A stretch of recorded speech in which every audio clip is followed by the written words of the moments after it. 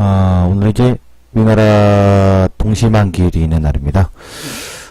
동시만기일 있는 날이라서 아마 또 시장에 변화가 좀 변수들이 있는 날인데 예측하기 상당히 어려운 날이에요. 사실상 동시만기일은. 자, 2월 8일 목요일 시작합니다. 진짜 시장 아침 방송 이슈 브리핑. 요거 바꾸지 못했네요. 일자리 강조하는 새 정부 급하게 정리하다 보니까. 우선요, 이슈는 미국은 지금 트럼프 코미국장 발언에 주목하는 상황이잖아요. 다른 이슈는 특별히 없어요.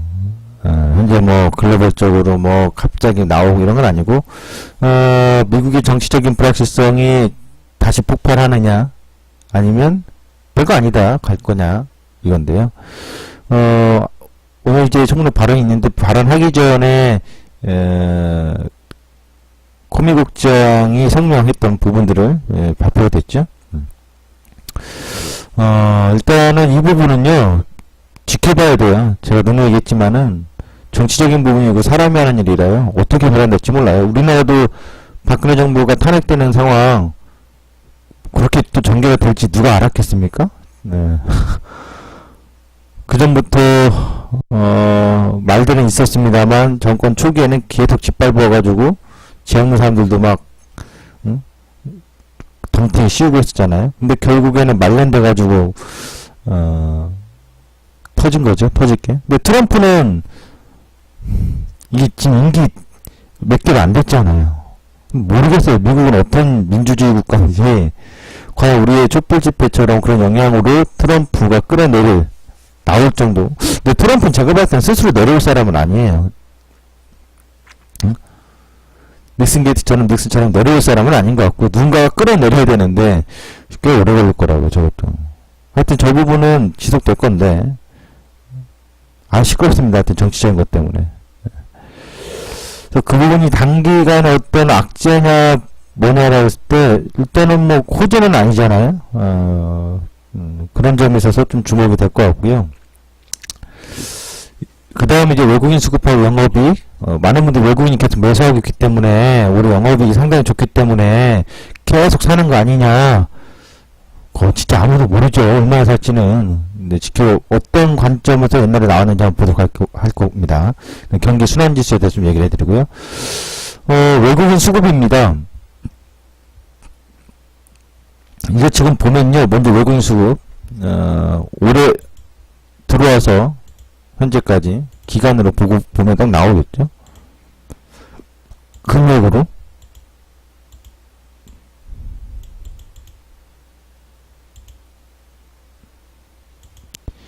올해 1월 2일부터 현재 6월 8일까지 딱 금액상 8조 4천억 샀네요.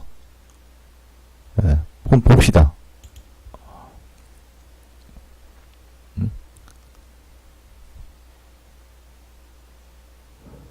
영업이익하고 외국인들하고 수급하고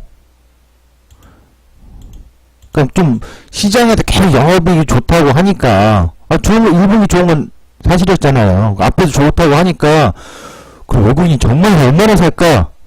이런 식으로 계속 이제 논조를 펴는 사람도 있는데, 요 자료를 낸 사람도 그런 얘기를 해요. 이 자료를 내놓은 그 리서치에서도 외국 영업이익 추정치가 높아져서 외국인 수급이 좋을 것이다. 얘기하는데, 근데 과거의 자료를 보면 그렇게 과연 얘기가 될까요? 지금, 요게 영업이익 추정치였거든요. 영업이익. 자, 보세요.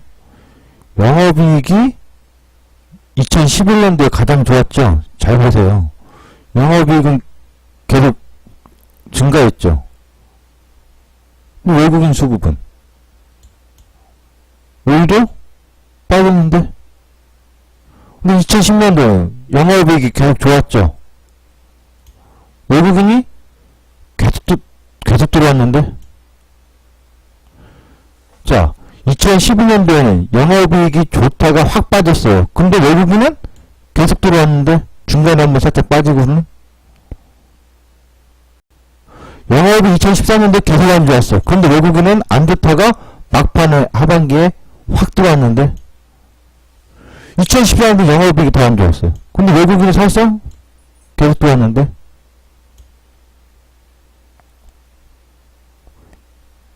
2015년도는 영업이익이 좋다가 나빠졌어요. 들어오다가 확 빠졌어요, 외국인이. 2016년도는 영업이익이 나쁘다가 좋아하기 시작했어요. 계속 들어왔어요. 현재도 들어와요. 그러니까 제가 얘기하고자 하는 얘기는, 일반적으로 시장에서 얘기하고 있는 것은 영업이익 추정치가 높아지고 있기 때문에 외국인이 순매수가 계속 들어오고 있는 것이다. 그래서 앞으로도 하반기 더 좋을 것이다라는 얘기가 있잖아요. 그 말에 대해서는 저는 동의를 하지 않아요. 왜냐? 자기들이 내놓은 자료들을 봐도, 과거에 제가 굳이 만들지 않아도 이런 좋은 자료가 있었기 때문에 제가 발췌한 건데, 이건 여러분들 직접 누적으로 따지면 돼요. 기간. 또 어쨌든 보니까 이 자료를 통해서 보면, 영업이익이 꼭 좋다고 해서 외국인의 순매수가, 누적 순매수가 꾸준히 들어오는 건 아니다 이거죠. 영업이익이 나쁘다고 해서 외국인이 계속 팔아치운다, 이런 건 상관관계가 밀접하지 않다, 맞지 않다라는 걸 전 얘기하는 거예요.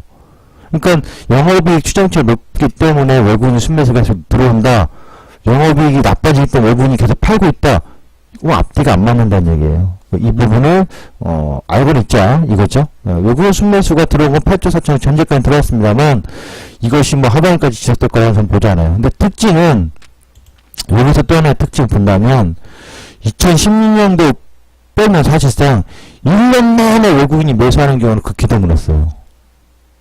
얘네들도 한 1년짜리 쭉 팔았죠. 그쵸? 그러니까 강하게 매수하더라도 중간에 한 번씩 눌림이 나오거나 팔아치우는 구간이 나오죠. 순매도로 전환하는 시점들이 나오죠. 그죠? 그 현재 시장이 상승하고 있는 국면은 누가 뭐래도 그냥 외국인 수급의 힘이에요. 힘빨이에요. 외국인이 현물의 순매수가 매도로 전환되면 일단 하락발로 온단 말이죠. 근데 지금은 순매수 과정인데, 올해 들어와서는 크게 뭐 매도 관점이 나온 구간이 없어요. 분기별로. 공격이 한 번씩은 다 있었는데 말이죠. 다시 한번, 오늘 내용 중에서 제일 중요한 거예요, 이게. 외국인의 수급을 언제까지 살까요? 이걸 물어보거나 이걸 궁금해하는 건 누구나 다 마찬가지입니다. 뭐 저도 마찬가지죠. 중요한 건 영업이익의 추정치에 의해서 순매수가 정해지는 건 아니다 이거예요. 보시다시피. 자, 두 번째로 갑니다. 수출량 수출액. 이 부분도 해석을 좀 잘해야 되는데, 제가 보니까 또 지난번에 얘기해줬잖아요. 수출액은 증가했다. 근데 수출 동량은, 물동량은 증가하지 않았다. 또 과거의 데이터를 보면, 글쎄 이게 좀 일치가 될지는 모르겠습니다만, 공교롭게도 2007년도의 고점권이거나 증시가 2011년도에 고점권일 때 보니까 물동량은 증가하지 않았는데 수출액이 더 빠르게 증가했을 경우에 공교롭게도 시장의 고점에 인식하는 시점들이 나타났다 이거예요. 공교롭게도.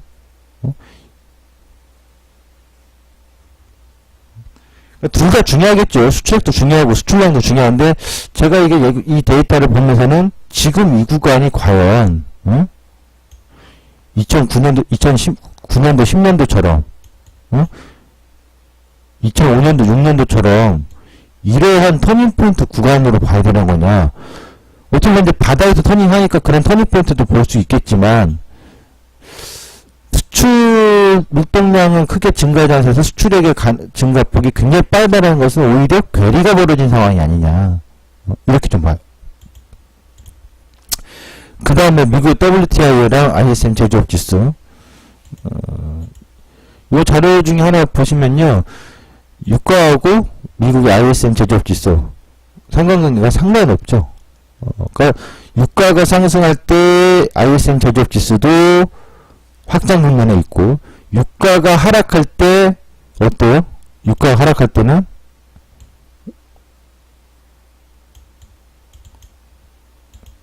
제조업 지수가 낮아지죠? 낮아지죠?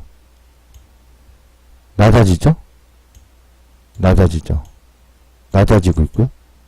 낮아지고요.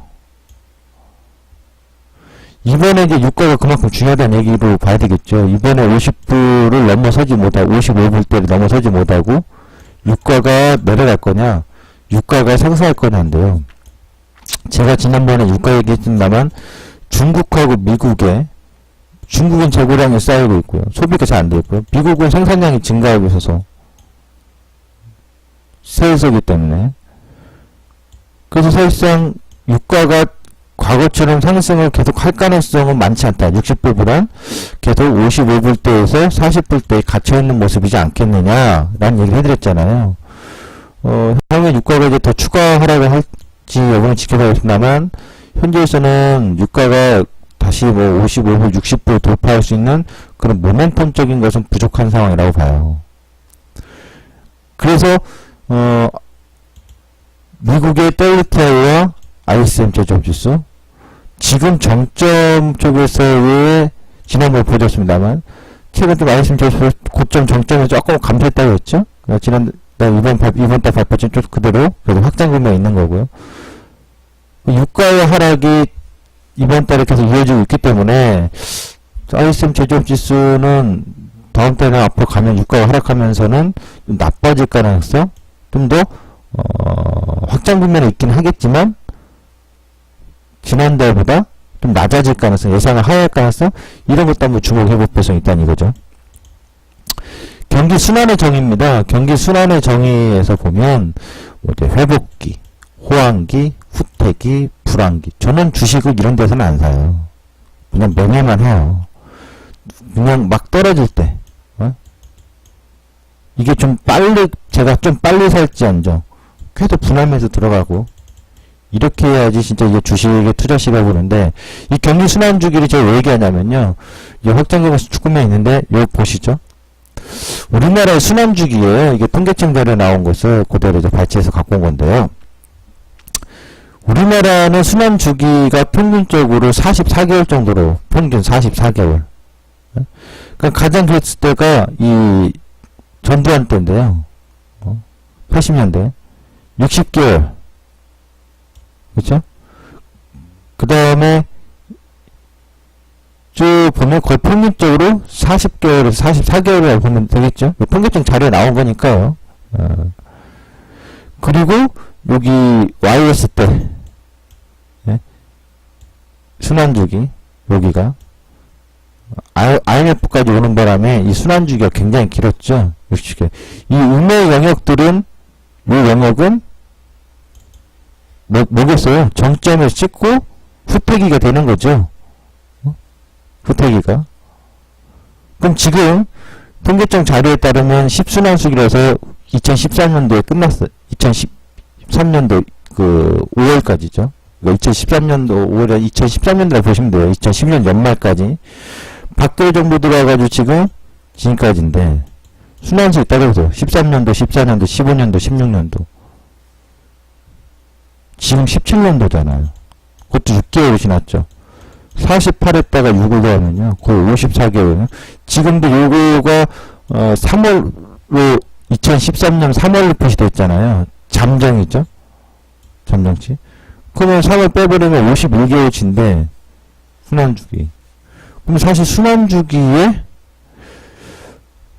지금 좀 더 이어지더라도 지금 어떻게 보면 시장이 이 구간에서 잠정치이기 때문에 순환주기는 평균 순환주기 넘어선 거잖아요. 평균 순환주기는.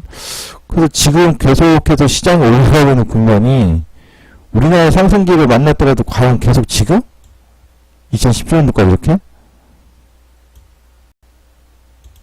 다시 말해서 순환주기를 본다면 현재 정점을 딱히 말은 못하겠지만 2014년도 3월부터 지금 정점인지, 그러니까 시장이 희한했죠. 경기 순환 주기 자체가 나빠졌다가 이렇게 올라온 건지, 좋아졌다가 나빠졌다가 다시 올라온 건지 이 시기지만 이게 약간 다르긴 하겠습니다만, 일단 지금 순환 주기로 본다면 평균 순환 주기에 오버된 구간이다 이거예요. 그런 가능성도 있지 않느냐? 이렇게 봐야 되겠죠. 순환 주기상 현재 어디 갔죠? 여기. 좋아졌다가 정점 찍고 약세. 이게 한 사이클이란 말이죠. 좋아졌다가 약세. 그럼 지금 좋아졌다가 남은 건 약세 구간만 남았네. 순환주기 평균으로 본다면. 이런 포인트도 우리가 좀 참고를 해줘야 된다 이거예요.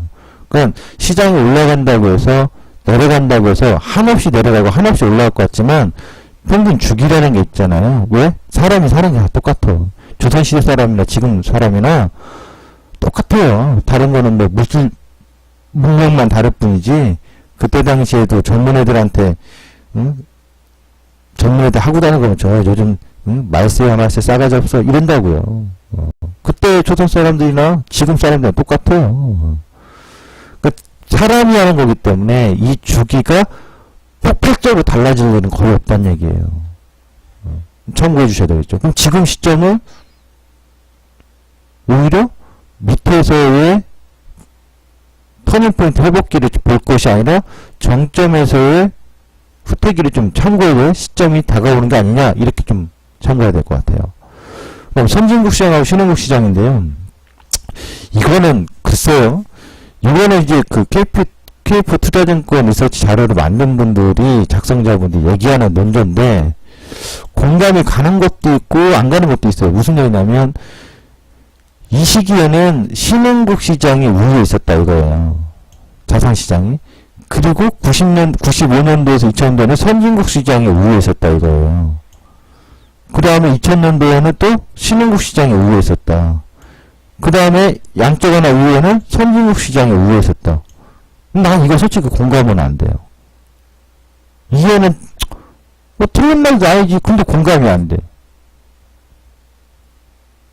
오히려 지금 인도라든가 베트남이라든가 신흥국 증시들이 더 올라갔는데 그럼 뭐라고 표현할 거예요? 선진국들이 오히려 프랑스 이런 선진국도 그렇게 많이 안 올라갔는데?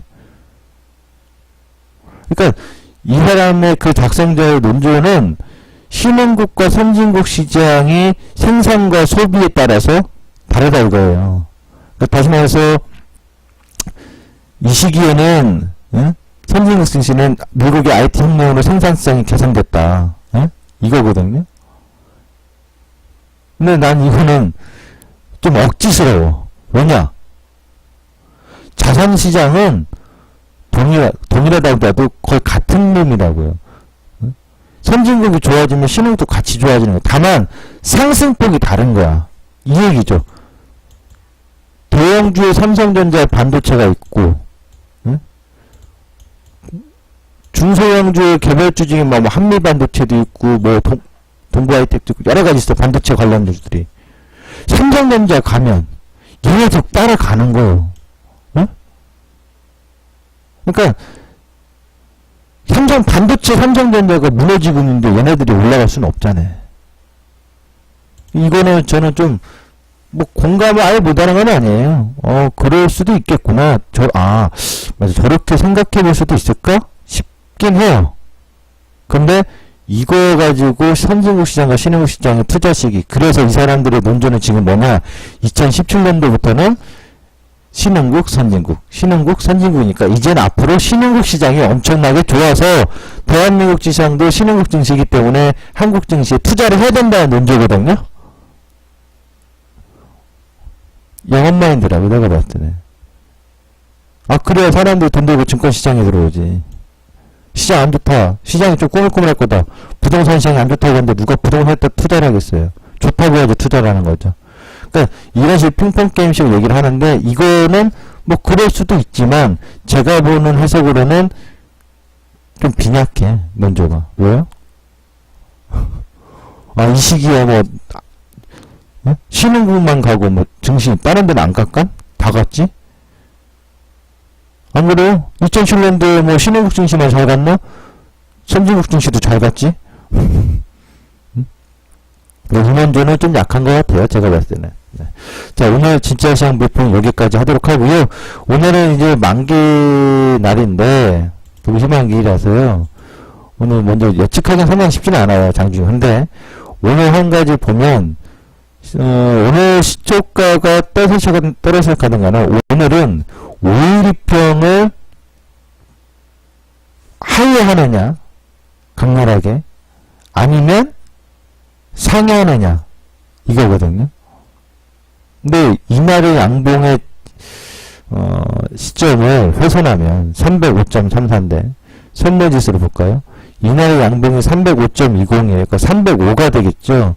305가 이탈하느냐 안 하느냐에 오늘 장중 싸움이 될 거예요.